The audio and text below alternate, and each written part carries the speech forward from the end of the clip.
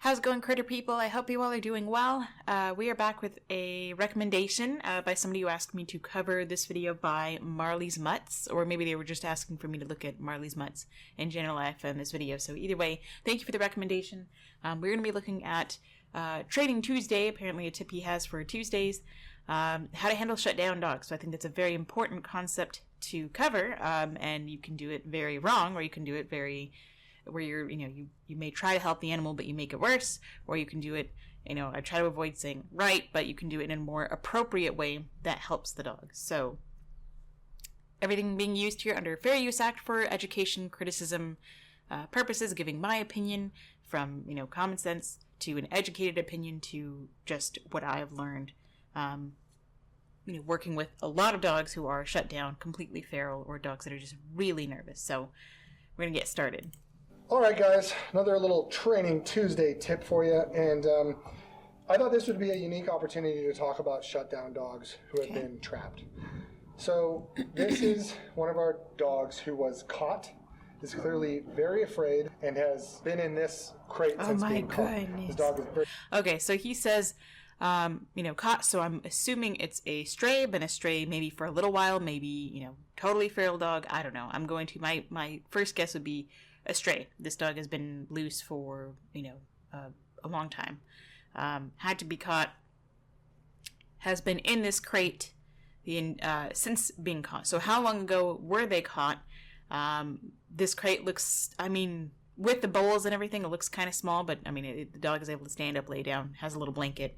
I just like, if it's been in this crate since it's been caught, again, how long has it been? Has it been a couple of days, or has it been a couple of hours or a couple of weeks? I don't know. I'm not claiming anything that this guy is, they've kept this dog in this cage this entire time, but I'm just curious. These are things that I look for, or I question when I hear things. Very scared, very timid, shaking, and is feeling a lot of pressure. So I just wanted to go over a few things.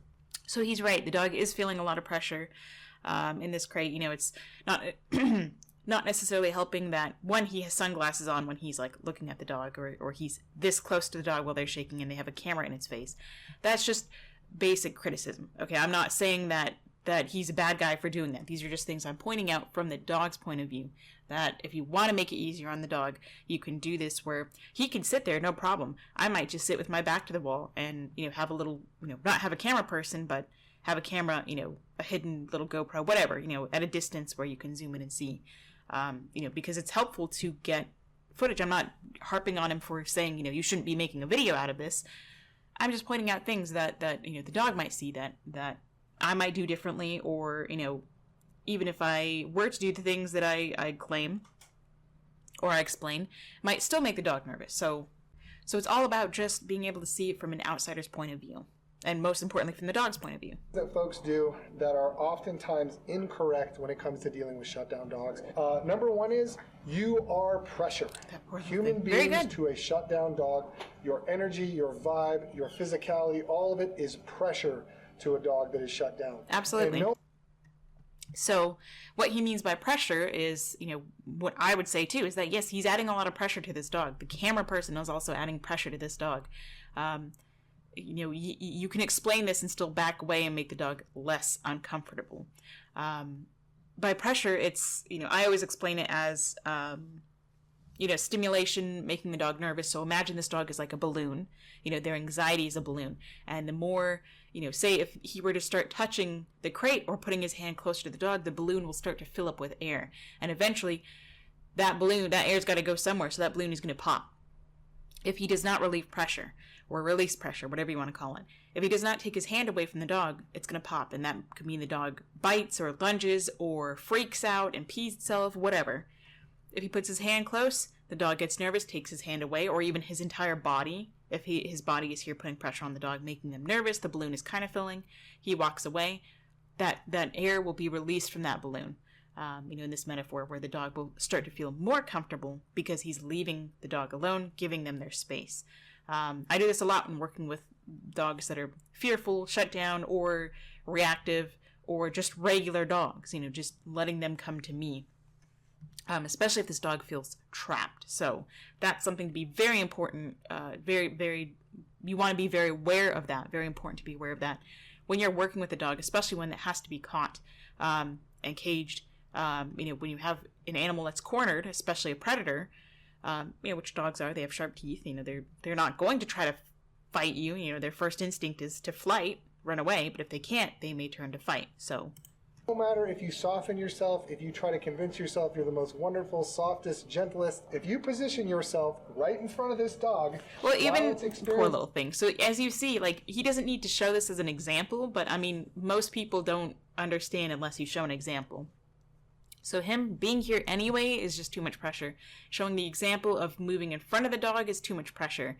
The dog is leaning away. We see more of the whale eyes, the lip licking. And you start putting your hands, your body, all of yourself into its personal space, it's only going to get shut down more, and it could result in you getting bit. Absolutely, and I totally agree. I mean, I think this is a great video what this guy is showing. Very, very important that a lot of people don't understand about just your presence can be pressure to a dog.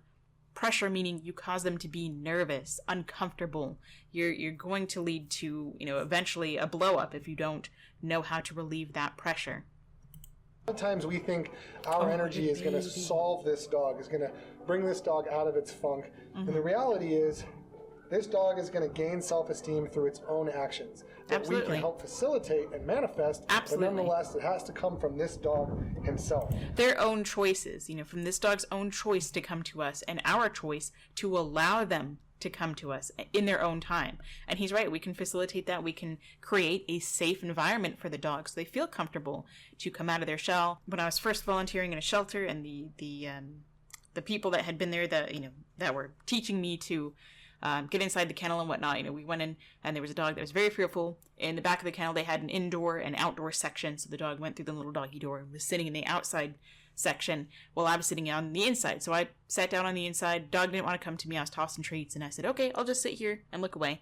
Give a couple minutes, see if the dog wants to come in. The person there said, what's the problem? I was like, not like, in a very aggressive way. They were just like, hey, what's the problem? And I was like, nothing. The dog just doesn't want to interact with me, so I'm just gonna kind of sit here and let them get used to me, and I'm not gonna force it.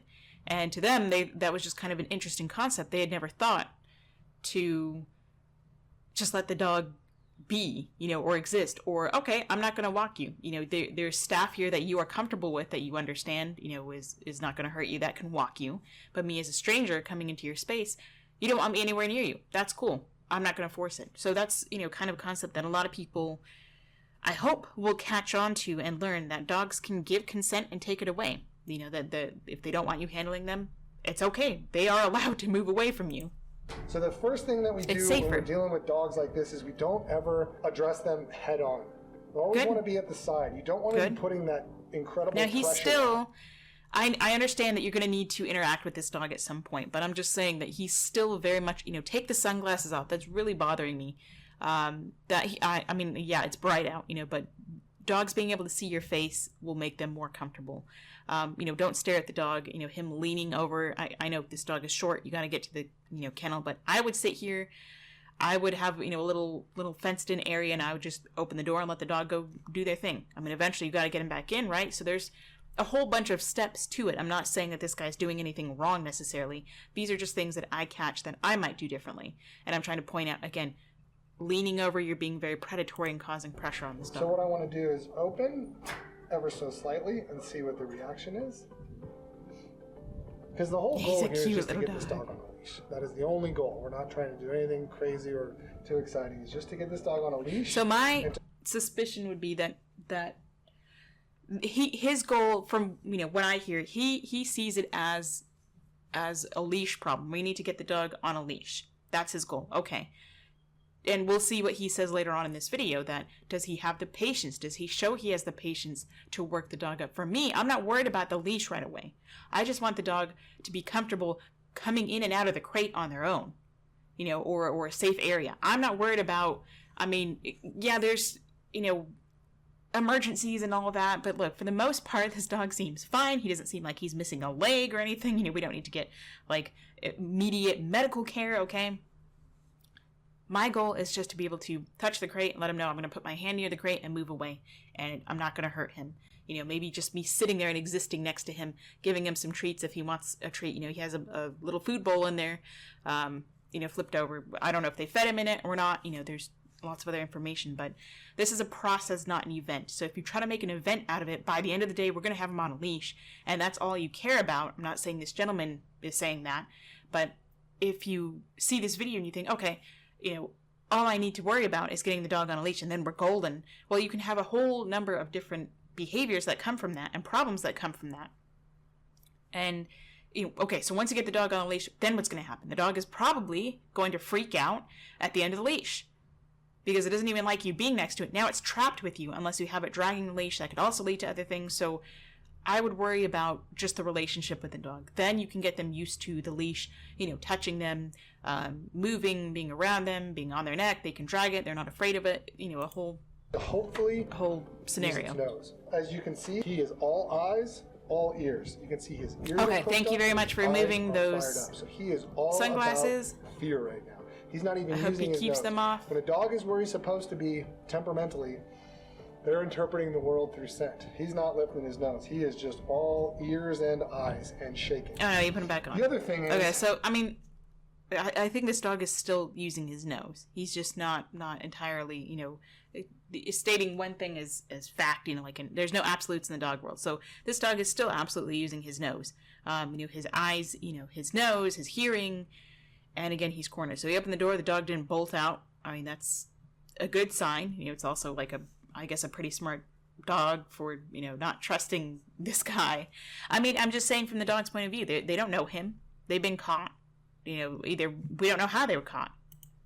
This dog can smell me.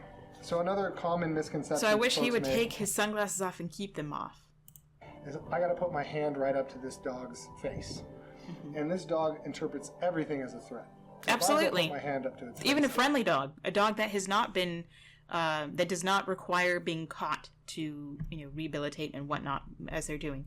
You don't need to put your hand to a dog's face because a regular friendly dog, or even my Shiba, he's never bitten anybody. He's never been human aggressive by any means. You can still put your hand up to him. I could put my hand up to his face and he'll still move away. He'll turn his head away because that's pressure. That's pressure to him, just like this dog is just that much more severe. It's going to interpret that as a threat, nothing kind. And it's going to potentially set me back with this dog. Yeah, absolutely. So the first thing I'm going to do is just spend time. So he's still kind of blocking this dog's way. I see why the dog hasn't gone out because his legs are in the way. He's still blocking this dog and keeping them trapped. I would, if I'm going to do that, I might as well just leave the crate door closed and sit next to them. But, I'd rather open the door, have a little, properly fenced in area, let the dog go out and explore. I'm going to expect for them to stay away from me. I can, put some tasty treats, or their food in here. And then as soon as I move away, I would assume that the dog eventually would come back to the safe area. That's just how I would do it. I'm just having a conversation. I'm just existing in this dog's radius. But you're not just existing. You're talking. You're talking to a camera. You're spread out. You're moving your hands. You have a leash. You're trapping this dog's, getaway. You're blocking his way out. There's a camera person here also moving. And their dogs barking. So there's a lot more to it than just existing. I definitely agree with his message. I'm all for it. I think that's great. He's teaching great things, but his body doesn't necessarily translate the same as what he's saying. And these are just things, again, just critiques of I've done this with dogs. And I'm not saying he hasn't done this with dogs. And I'm not saying I'm right and he's wrong by any means. I'm just saying that I've learned from the dogs have taught me when I'm just existing or when I'm not, and just sitting next to them with my leg out of the way. They can move out of the way, whatever they want to. They can be as far away from me as they want. I'm not going to try and come get them. And that's just me existing in their environment, totally quiet. Maybe reading a book silently. Hanging out. So ideally what you would like to do is just spend time. Just exist. So again, he's really blocking this dog's way out. The fact that you're not going to harm it. This dog has an out. The door's open. But it really doesn't, because he doesn't realize that he's, again, staring at the dog, sunglasses, hand here. He is blocking this dog's way out. So I get excited. I don't mean that as like, an aggressive way. I'm not saying he's a bad person or he's dumb or anything like that. Okay, nothing negative. Just saying he sees it one way and the dog sees it another. As an outsider point of view, I can say, seeing and learning from the dogs and horses I've worked with, thinking from a prey point in mind, even though the dog is a predator, right now they're acting very prey-like. They're trapped or they're in flight mode. This dog, let's see, him is blocking the way. So there is, it's processing some things. The other thing you don't want to do, and why I have my sunglasses on, goes back to pressure. Shut down dogs don't need any more pressure from their humans. So you can still, I'll let him finish this in just a moment, and I see his point, but you can still take you may think that hiding your eyes with sunglasses is a good thing, and maybe it is. I don't know. To me, I would remove my sunglasses, and I can choose not to look at the dog. I choose not to look at a dog in the eyes anyway. My own Shiba, a friendly, Labrador, whatever. I avoid eye contact anyway, unless I'm teaching them, and I understand. And I know that the dog understands that eye contact with the person is a good thing. So I still think you would be more beneficial to remove the sunglasses. You would be less scary. This could be like a big eyeball to a dog. It's dark. They can't see your eyes, what you're doing with your eyes, where you're looking. So I would still remove the sunglasses and just look away. You get it a lot from your eyes. That's one of the reasons why Caesar talks so much about no touch, no talk, no eye contact. Okay, so he mentions Caesar Milan. He said Caesar, so Caesar Milan. So I wonder if he's not a big fan of his or a follower of his. He didn't say Milan, but we know who Caesar's name is in any kind of a dog video. So this makes me question a lot of things. Well, you don't want to touch, talk, or make eye contact with it and shut down. But you shouldn't also have sunglasses on. Because that's not any more helpful to this animal. Is because it's just going to provide more and more pressure. You can look away. If you can't control not looking at a dog, then don't be working with the dog. And sometimes what I'll do is I'll just put the leash in there. Again, too much pressure. For them to get comfortable with. Something for them to smell. He could smell it just fine on top of the crate. You can see my temperament has changed, and my opinion might change too because of mentioning that. So if he's going to be following Caesar's techniques, he still talks a good game. He still talks about a lot of good things. But again, the body language doesn't follow. And he's still staring at the dog here. So he's using that as a ploy. Like, the dog doesn't see me actually staring at him. He doesn't necessarily use it as a ploy, but, he's saying, don't use these so you're not staring at the dog. He's still looking at the dog. That's still intimidating. I work with horses. I don't use sunglasses and stuff for this reason, because they're prey animals. They want to see where your eyeballs are looking, and I'm not staring them in the face. I'm going to have on this dog's neck, so I want to... So his goal is to get the leash on the dog. So now he's removing what the dog might have found as comfort as water, and he's going to really start pushing this leash on the dog. He has a one-track mind. I'm going to remove the water, just so that there's a little bit more space.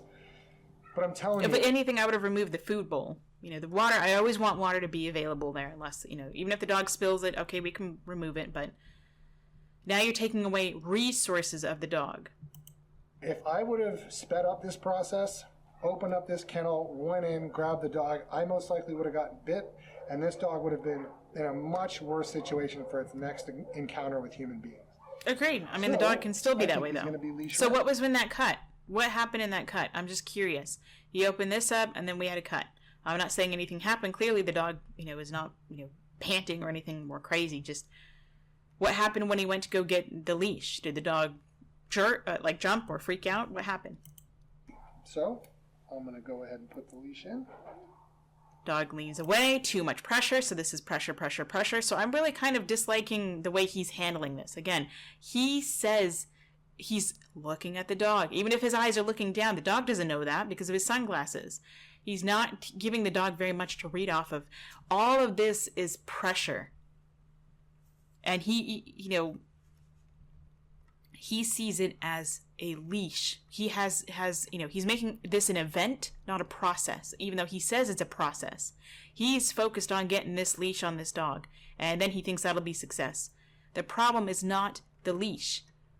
The issue is you and working too fast and how you see it as one thing and the dog sees it as another.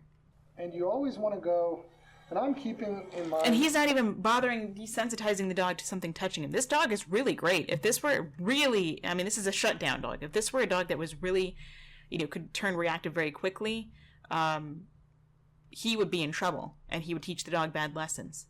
But because the dog is cornered, they're in a cage, they can't get out because you've blocked their exit...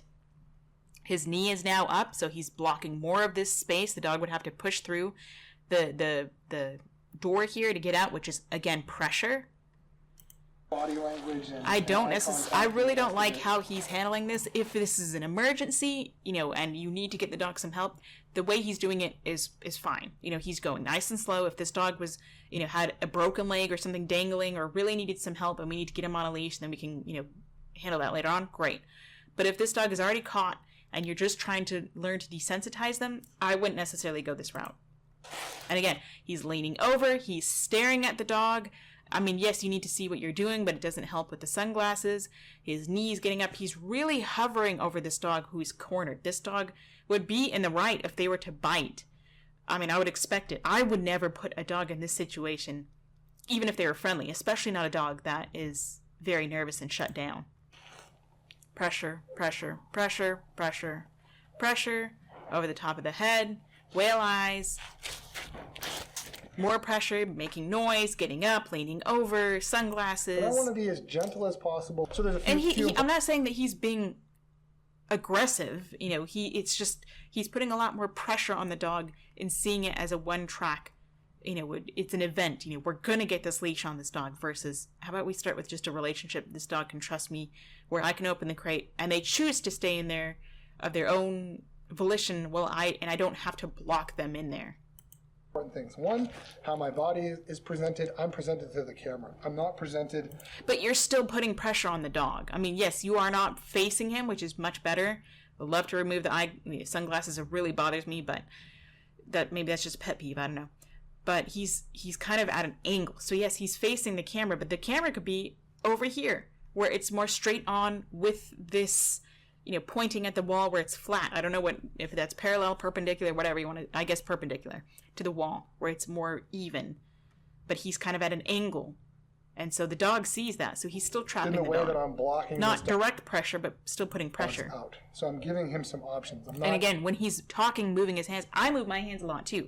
But I'm aware of that when I have a dog that is reactive or a dog that is nervous. I don't put pressure talking to them. I talk to the person, or I keep my hands quiet. Putting all this pressure on with my eyes or with my body. This is exactly. So there was a couple of cuts there. We don't know what's going on. I didn't go in and force it. I let him come to the decision on I am his own. glad that so he put the leash on. He's holding on to the end of it, though. I am glad that he's allowing the dog to come out on his own. He opened the gate, but he's still blocking this with his legs. I think if he were facing, move his legs this way, so his back is even with the wall, the dog would have gone out much sooner. So now I don't have to reach in there. I'm not pulling him out. Well, I would hope you would never reach in there and pull him out, because that's not going to help anything. It's a shut-down dog. This is a dog that, Again, you're still talking, putting your hands in his face, so now he's learned to ignore it. That's fine. He's been desensitized to that, if that's what you want. Time with, and he's developing self-esteem. Now he tried to sniff the hand there a little bit, so if he had been paying attention to the dog, not just the camera, which I get, it's hard when you're making a show. If I'm working with a dog that's really shut down, I'm just working with the dog. I am not talking to the camera. I would do a voiceover. That's just me. I'm not saying that he's bad for not doing that. But when he had his hand there, he was talking to the dog, probably could have gotten a little sniff. You're not looking at him, and then he could have moved away. This is what it's about. You provide them the opportunity, and they... Don't worry about tightening the collar now. Okay, he's fixing it from under his leg. Sure I wouldn't have necessarily worried about that. Properly. Okay, so he's going to tighten the collar.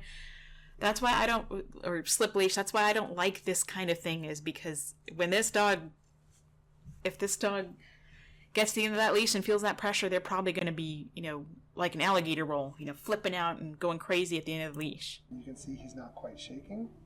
This is the other thing that's very important. No, but he's still shut down. He's just kind of slowly learning to accept his fate. Feel the deep need to be affectionate Yawn, with dogs that are shut down. Releasing anxiety. He put his hand over the top of the dog's head. If the dog had seen that, that was pressure. Could have made the dog more nervous. They want to pet on top of the head. I do like that he's talking more quietly. Very big no-no.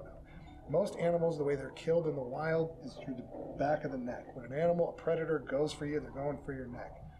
I mean, yeah, it's just instinctive. Nobody, we can't see where the hand is going, so we get worried. Always, you come from below. You come from a place that's less intimidating, of Good. less dominance. And where the dog So can if I see wanna where it's pet coming this from. dog, I'm gonna- I wouldn't go for the chin. That's also kind of threatening, you know, going towards the chin and the neck. I would go for the chest, or I barely just use the back of my hand to rub the shoulder once and move away. So even when you're petting, Coming this is here, pressure, I'm looking pressure, for ears. pressure, pressure, looking for pressure, ears and eyes pressure, and how that dog pressure, is interpreting pressure. this The touch. dog is accepting it, but that's still a lot of pressure that I would start with one little pet and move away. Pressure and release. And the point of releasing or relieving the dog of that pressure is that you make them comfortable again.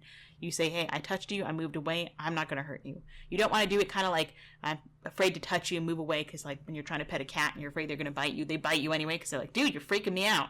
So If his ears this went dog back is a bunch, accepting he it, wasn't enjoying but I it, he wouldn't wasn't start getting this into quickly, it, especially I on the wouldn't throat. continue the I would touch. pet the I'm chest a starting little out bit, really going for the slow. face, I going for the usually do it eyes. like This that. dog is really accepting this very well. A lot of dogs really would not, and it could just be that this dog is just so exhausted that he's like, okay, you know, or the dog is just very trusting. I mean, I don't know. He doesn't seem feral by any means.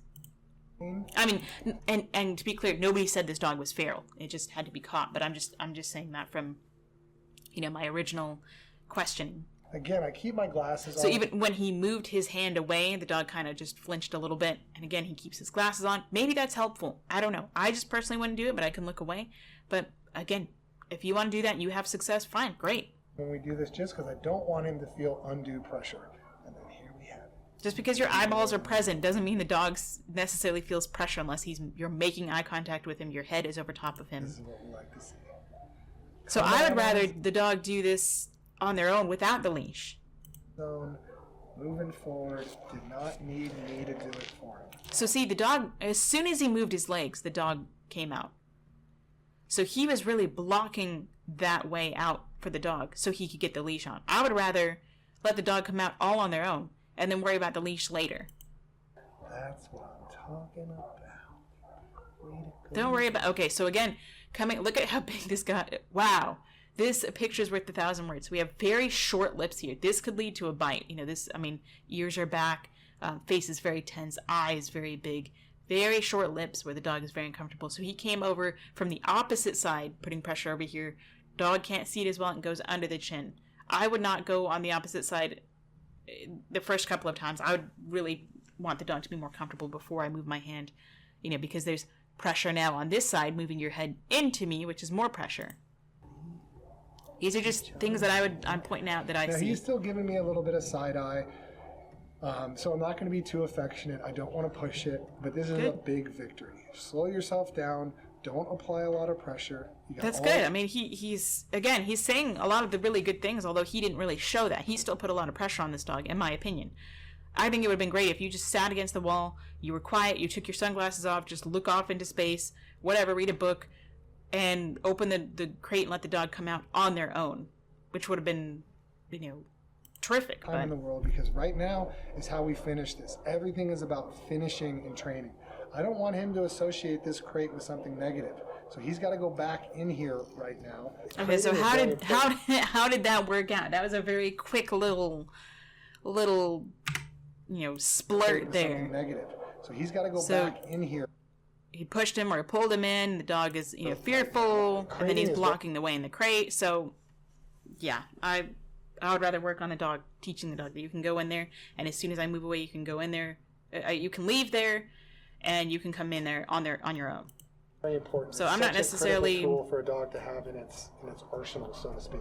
So I don't want him to think that the crate is an unsafe place. So I got to put him back in the crate. Making noise with that, so he traps him in here with the leash up top, which he didn't show that he did that. So if the dog tries to run, you can just, if you have to, you can pull them back into the crate. I would have rather worked on that. That would be the first behavior I would teach, where you can come out of the crate as much as you want to, and I'll just leave some goodies in there, and you can go in there, and that's probably going to be the safest place that the dog will feel safest in. You can go in on your own accord. Making noise is pressure. Hand in there is pressure. Gate coming onto his face was also pressure. The dog didn't freak out. And let him back out. Good boy. Putting pressure.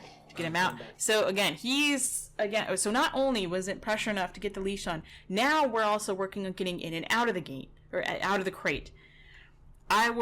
This is too much. You're teaching too many behaviors at once, and he's really lucky that this dog is so accepting of this. Yeah. Because we're not just putting him in the crate, now we're putting pressure on him with the leash to force him into the crate. So this is what we cut out the first time, I'm going to assume. He couldn't get him in there the first time, so he had to put the leash over here and drag him in. Good boy. Block him. Lots of pressure. I mean, this is very much a bit of a different dog than me. Oh, Lord.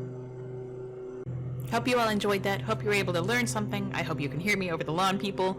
We're going to end that there. Say hello to your little critters. Give them some kind of loving for me. Say howdy do. Until next time, stay positive.